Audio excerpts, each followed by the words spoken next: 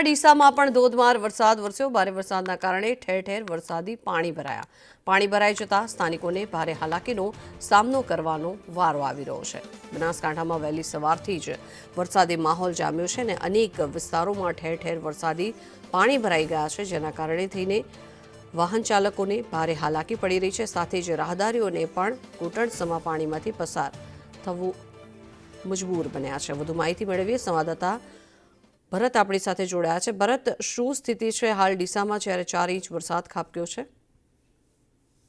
મોડી રાતથી જ બનાસકાંઠામાં એક સપ્તાહના વિરામ બાદ વરસાદ શરૂ થઈ ચૂક્યો છે અને 4 ઇંચ જેટલો વરસાદ મોડી રાત્રે ખાબકતા જ વહેલી સવારે ખાસ કરીને પશુપાલકો મુશ્કેલીમાં મુકાયા હતા। ઠેર ઠેર પાણી ભરાઈ જવાના કારણે વાહન ચાલકોને પણ મુશ્કેલીનો સામનો કરવો પડી રહ્યો હતો અને ખાસ કરીને જે ખેડૂતો હતો તેમણે જે નવું વાવેતર કર્યું હતું મગફળીનું વાવેતર અને તેની અંદર ખેતરો અત્યારે બેટમાં ફેરવાતા ખેડૂતો પણ ચિંતામાં મુશ્કેલીમાં મુકાઈ ગયા છે। હવામાન વિભાગની આગાહી બાદ મોડી રાત્રે આ વરસાદ શરૂ થયો હતો અને સવાર સુધીમાં 4 ઇંચથી વધુ વરસાદ ખાબક્યો છે અને સમગ્ર ડીસા પંથકમાં જનજીવન ઉપર અસર જોવા મળી રહી છે। અનેક વિસ્તારો અત્યારે પાણી ભરાયા છે। નગરપાલિકા વિસ્તારની વાત કરવામાં આવે તો જ્યાં નીચાણવાળા વિસ્તારો હતા ત્યાં પાણી ભરાયા છે।